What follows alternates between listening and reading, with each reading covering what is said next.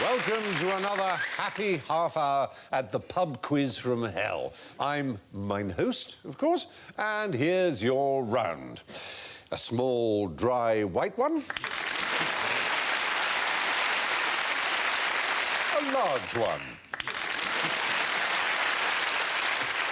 Is this your car, sir? And, of course, I'll be having my usual. Welcome to the Four Bells, gentlemen. John goes. Jimmy goes. Phil goes. And Alan goes.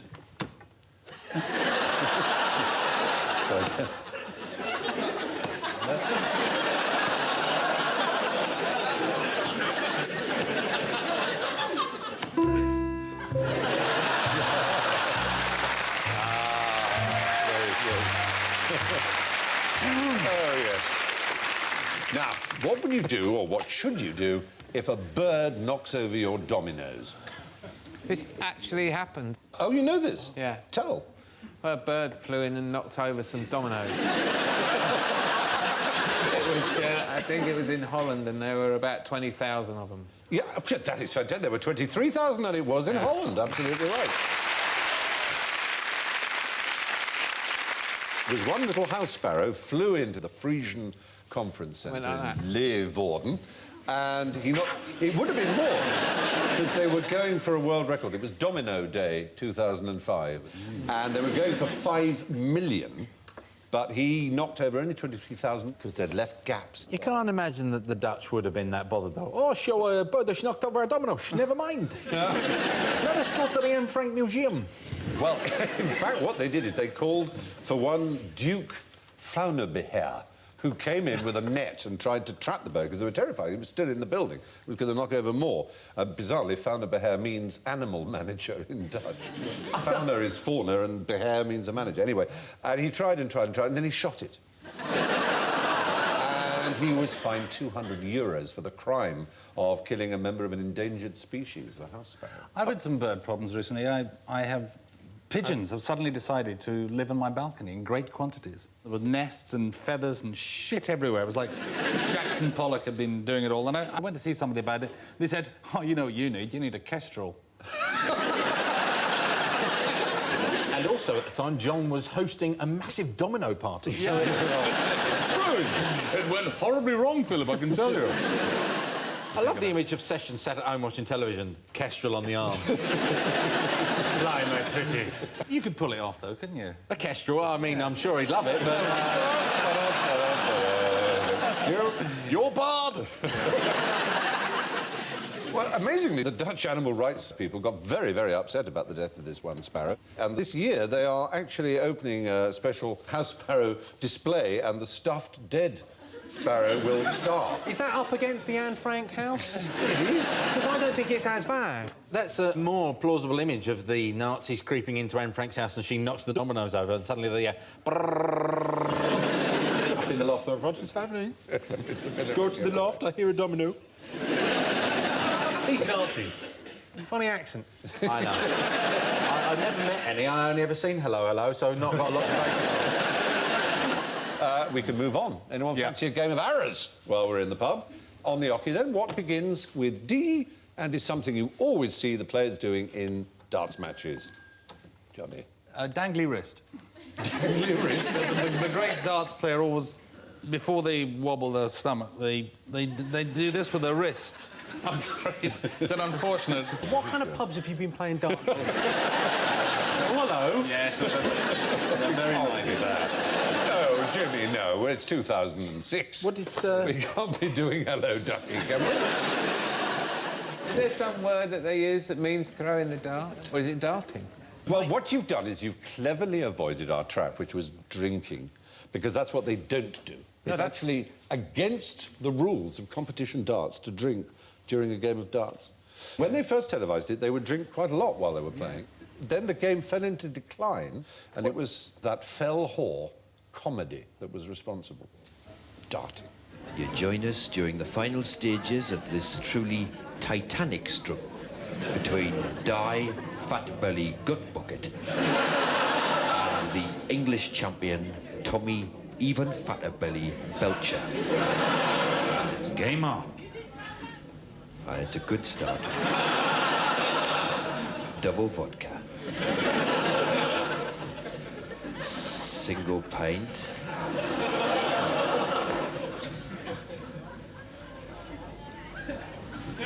Another double vodka. That's a 100 milligrams. 100 milligrams. This was such a problem, this sketch, apparently, for the public perception of darts, that it fell into decline and became regarded as a slobby game for drunkards. You know, in Holland, they play it in schools. Well, they have the great Raymond van Barneveld, who's won the darts many times. I remember the commentator saying, he's quite a man, he is. In his spare time, he studies the universe. Who's the famous darts commentator, do you remember? Sid Waddell. Sid Waddell. Who is a double first at history, something like that? He certainly read history at Cambridge University and has said some famous and extraordinary things in his time. There's only one word for that, magic darts. That's the greatest comeback since Lazarus. Yeah. Alexander the Great conquered the world at 33. Eric Bristow is only 32. Absolutely. He actually was slightly more poetic. When Alexander of Macedon was 33, he cried salt tears that there were no more worlds to conquer. Eric Bristow's only 27. And then you have the rather odd one, he's as happy as a penguin in a microwave. There are other things you're not allowed to do with darts. You're not allowed to wear a hat. Unless you are... Yes. A bishop. You're in a righteous kind of area. It's a religious reason. Sikh. A Sikh is the right answer. Help yourself to a point But is or a two. Sikh a hat? A Sikh isn't a hat. A Sikh is a... There's a turban, a hat. I can see you've been trying to wear Sikhs, haven't you? Read more about this phenomenon in the book The Man Who Turned an Eastern Religion into a Hat. No, a turban isn't a hat, officially, I suppose. Not really a hat. It's a head joy of one kind. Now, what do these people have in common? Oscar Wilde, Ernest Hemingway, Picasso, Van Gogh, Toulouse-Lautrec, Degas, Manet, Strindberg, Baudelaire, Rimbaud, Verlaine, Kylie Minogue. Go on with you. Darts fans. It's possible. A lot of these people collected in one place.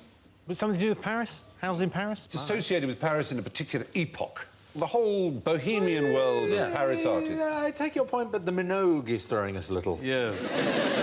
Nicole Kidman looked a bit like her in Moulin Rouge. She was in Moulin Rouge, though, Was she? Kylie. Oh, how yeah, she embarrassing. played a sort of symbolic role. She was the windmill. No. What does Moulin Rouge mean? Red windmill. It means red windmill, Moulin Rouge. And she played something green. The Green Fairy. Does that help you? What is the Green Fairy? Absinthe. Absinthe! Take a point. Not as many as if you got it earlier. We are. La Fée Verte is a French nickname for absinthe. What do we know about absinthe? It drives you completely crackers. And that's why most of the great French symbolist poets went barking on it. Yes, and a lot of the artists, and that's a Toulouse-Lautrec with the green glass in the I foreground there. had some in a bar in Manchester, and they made it over a hot spoon. Yes, they do it over a hot spoon with sugar, melting the sugar, didn't they? And it was tranny night. But do you know what makes it... And I enjoyed it much more after the absinthe than I... As, what was it Ernest Dowson said? Absinthe makes the tart grow fonder. It does make you go a little bit flighty and a bit giddy. It does, and do you know what the ingredient is that makes it do that? Heroin. No, it's not heroin. Is it mint? Probably mint is very fresh, and it sort of clears the sinuses and you go mental. It's a plant whose Latin name is Artemisia, but is better known by the good biblical name of wormwood. And the word vermouth is the same cognate, verm being as in vermicelli, Well, being obviously, worm. yes. Worm. And so it was in the 18th century that a man called Dr. Ordinaire, rather bizarrely, first patented a drink using aniseed and this thing, and copper sulfate as a colour, which is not very good for you to make it even greener. Yeah. And he had a cousin who really made a fortune on it until it was banned by the French in 1915. I wonder if you can guess the cousin's name. It's a very famous name amongst drinks in France, because he then... Pernod. Pernod is the right answer. But what happened is they banned it in 1915, and then in 1926, after applying vigorously, Monsieur Ricard and Monsieur Pernod and the other makers of what had been the dangerous absinthe said, can we make it this time without the wormwood and just make an aniseed spirituous liquor? And they said, oh, all right. And that is now the staple that we drink in Parisian cafes. Pastis. Pastis. So, yes, that's your absinthe. It was banned in Belgium first in 1905 and then in Switzerland in 1912. But when was it banned in Britain? 1897. No. I don't think has it ever been banned? You're getting points all the way along the line, Mr. Davies. It's quite right. Never been banned People in didn't Britain. really like it. Always been legal. No, never caught on. Are you familiar with the phrase, the great binge? My 40th birthday. It's a term cultural and social historians give to the period 1870 to 1914. Absinthe was sweeping Europe. Your fizzy drink had cocaine in it. Your throat pastils had heroin in them. There's morphine available as a gel. All of them from the local corner shop. Sorry, go back to the throat pastils. Yes. That sounds fantastic. Yes. Got a little bit of a tickle, have you? Heroin. Done. Harrods. Let me tell you about Harrods. They had a kit which they described as a welcome present for friends at the front to be sent to soldiers in the trenches, containing cocaine, morphine, syringes and needles. Of course, the famous thing about heroin is the fact it's a brand name, isn't it? Well done. I was going to ask that very question. Do you know who held it? It was the heroin company. No, it was Bayer, B-A-Y-E-R, who also patented aspirin. I mean, in 1898, there were 250,000 heroin addicts in the USA, which is twice as many per head of population as there are now. So, I mean, it really was the great binge.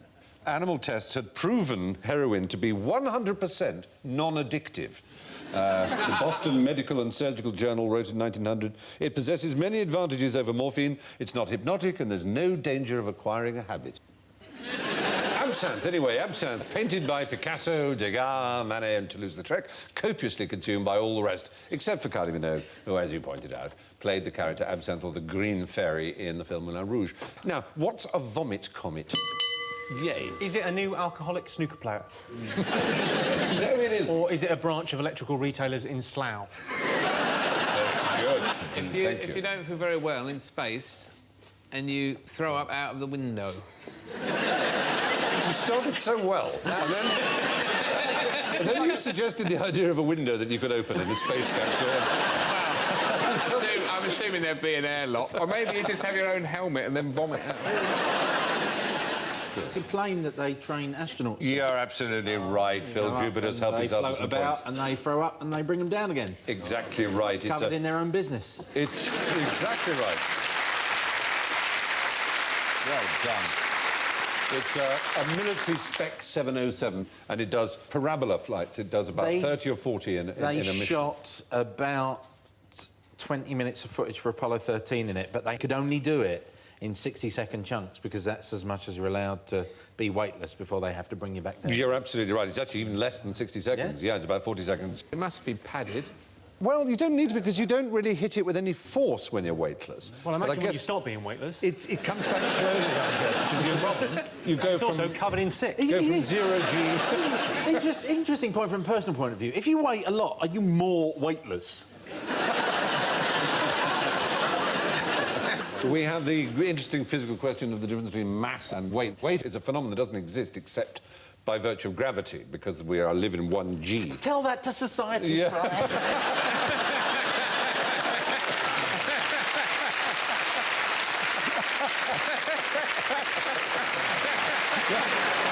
Fatness, on the other hand, is a completely different issue. It doesn't alter. I can do that. It doesn't alter whether you're weightless or not. So if you went into space, in a spaceship, quite a large spaceship, and you had a mouse and an elephant, They were both weigh the same because they were both They weigh both zero. become weightless at the same time? Yeah. Or would the mouse lift off quick and then taunt the other? And anyway, you're absolutely right about the vomit comic, and it was used to train astronauts in weightlessness. About a third of them would get incredibly sick, about a third moderately, and a third not at all. But supposedly it was the anxiety rather than the actual experience that made them sick. So, what do you know about the Great Stink? Johnny? In 1858, Yes. Parliament in this country was trying to be held, and the smell of crap coming from the Thames was so appalling that they tried to get round it by hanging curtains dipped in lime. That's right. But it was still pretty terrible, as you can imagine. And so then they had to turn to the man whose descendants eventually invented Big Brother, Bazalgette. The Great Stink was in 1858. Yeah. I'd love to have been in Parliament that day, wouldn't it be great? And I put it to the honourable member that he who smelt it dealt it.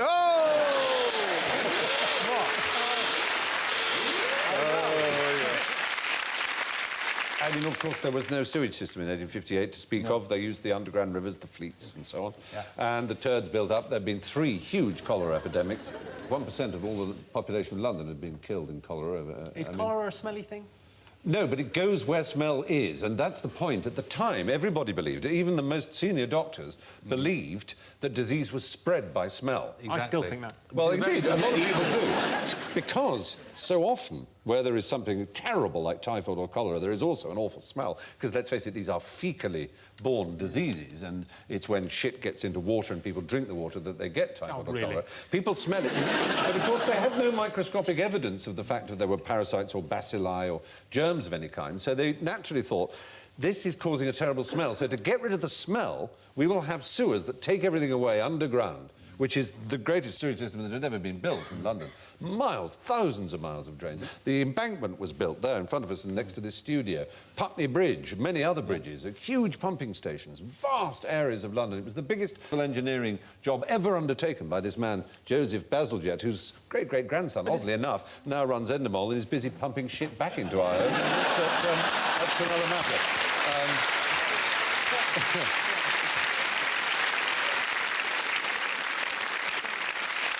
So, anyway, we've had the Great Binge, the Great Stink. What's the Great Drink, specifically in Burnley, Lancashire? Rohypnol and Coke? Whoa! So that's Slough and Burnley off the list. Is it Yorkshireman's blood? Whippet piss? It is a really, really bizarre answer. If you don't know this, you'll be astonished. This place drinks more of this particular drink than anywhere else in the world, but it's not a British drink. It's because of the East Lancashire Regiment in the Second World War was stationed in a particular part of the world where they developed a taste for this drink and they brought it back home to Burnley. It's a liqueur. Is it? It's not even... Is it Curacao? Cointreau. It's not Curacao. Cointreau. It's not Cointreau. Is it Baileys? It's not... no. They love a Baileys. I think that's slappers in Chigwell, really. This is... How can it dare you? Oh, sorry, you're from Chigwell.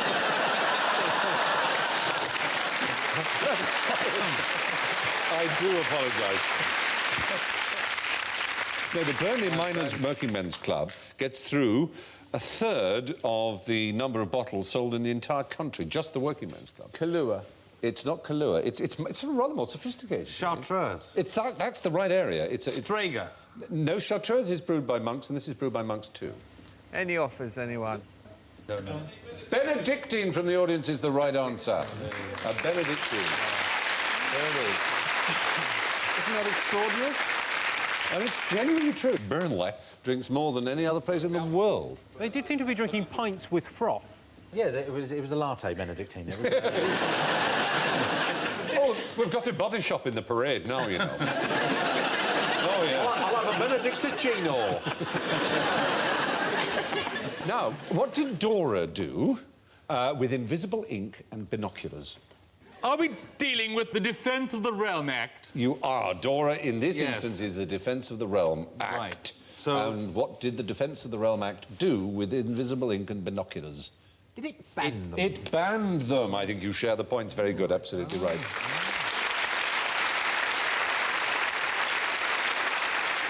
Thing about banning invisible ink.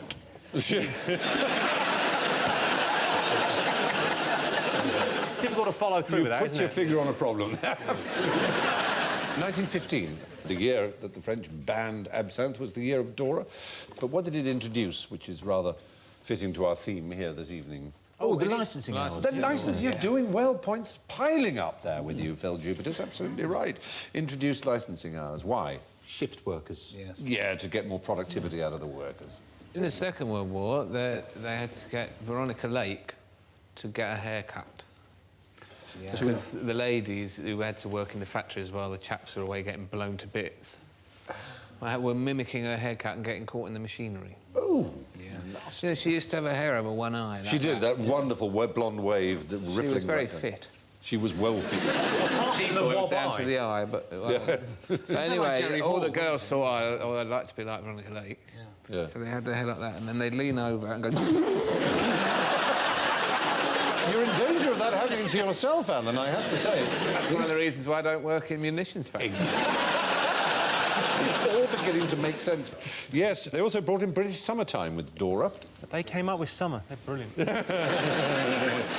came up with summer. I thought we weren't doing that. That was different. Bonfires, fireworks, flagpoles, campanology, they were all banned. Campanology? Campanology. Bell ringing. Oh, I thought it was that again. Oh, no. Hang on, there's no need to try and arouse us during this. So that was Dora. It's an interesting example of how governments use emergency measures permanently to undermine civil liberties. Thank God that kind of thing doesn't happen here anymore. And now it must be time, it is time, ladies and gentlemen, for our late-night lock-in that we call general ignorance. So fingers on buzzers, please. What's a vomitorium for? Yes, Johnny? It's in a theatre. There's shafts coming up onto the stage. No, he's too good. He's too good. You're quite right. Is it not the room where they test Kingster's pasties? Yeah. I can't believe I didn't get that right. Oh, Is it London's least successful tourist destination? It's just next to the planetarium. the vomitorium.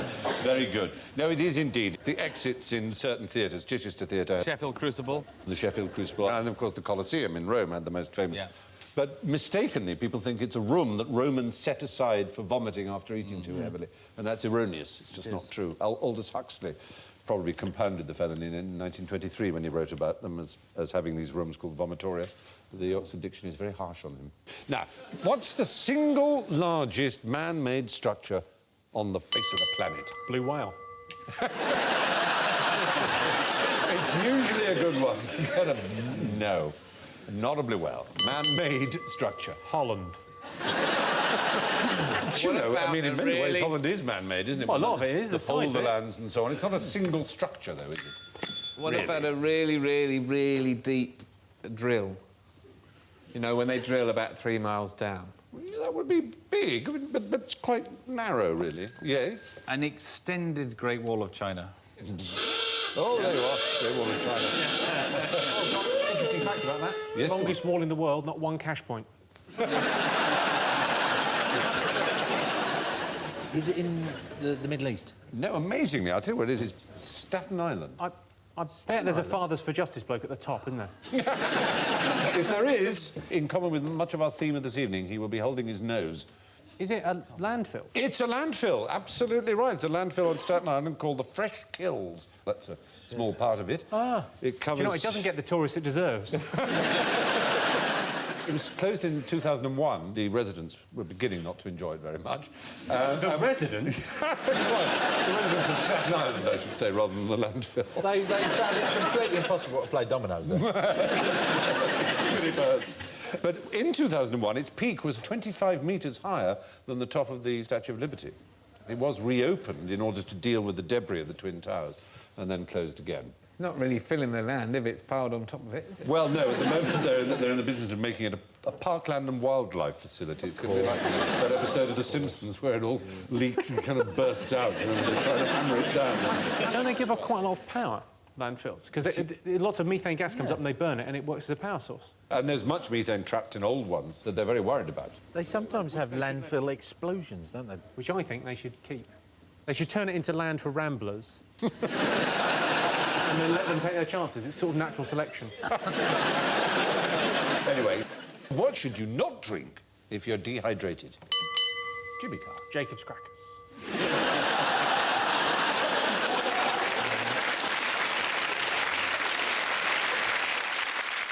You can blend them up with a little flour top. Refreshing. What liquid? Seawater. Seawater is the right answer, yes. Anything else? You shouldn't drink seawater. Yeah. Booze. Mustn't drink booze. Sorry. No, we've got a rather cross expert, the dietitian here from St George's Hospital, London. Chief dietitian, Catherine Collins. Can I get that name again? Yep, absolutely. Love to see you. What people need to remember is that fluid is a general item and doesn't refer solely to water. Tea, coffee, squash and milk for children are perfectly good fluid replacers. A lot of nonsense is spoken about water being the best way to hydrate. Tea, coffee for children? Yeah. She's a dietitian, is she? Tea, coffee, squash and milk for children. Yeah. And yes, apparently a bit of beer's fine and coffee would be fine. People think, oh, it must be water. I can't have coffee because it's a slight diuretic with caffeine in it. But you lose far less than you get from the actual liquid in the coffee. But what effect does alcohol have on your brain cells in your body? Oh, makes me go mental. Yeah. What it certainly doesn't do, which you might have said, was destroy or kill them. Right. But it doesn't. There's no evidence at all. Studies of alcoholics and non-alcoholics show the same number of brain cells. Virtually everything else does kill your brain cells, doesn't it? Soap operas. What are the beer goggles? What is the Latin term? Beer goggles? Yeah. What are they? When you've got the beer goggles on, it's when you really fancy someone who normally you wouldn't fancy. Oh! So you would refer to someone as a 7-pinter? Stephen doesn't have beer goggles, he has Madeira pince-nez. I imagine with Stephen it would Oh, you're a cracker. More Madeira? A small...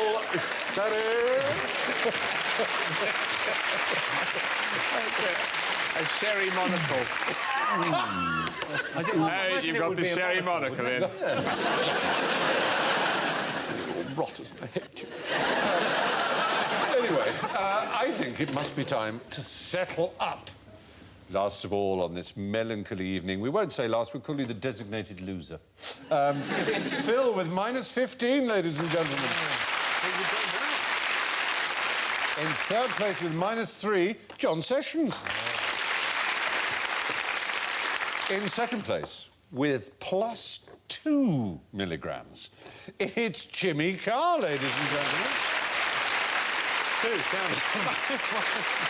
What can this mean?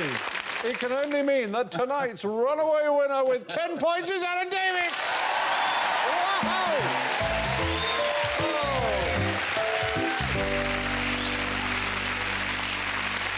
I'm so proud of you. That is a fantastic result. And with that bombshell, it's time for me to leave this D for Drinks edition with a little advice from Rodney Dangerfield. Don't do it. He said, I drink too much. The last time I gave a urine sample, it had an olive in it. See you next time. Bye-bye.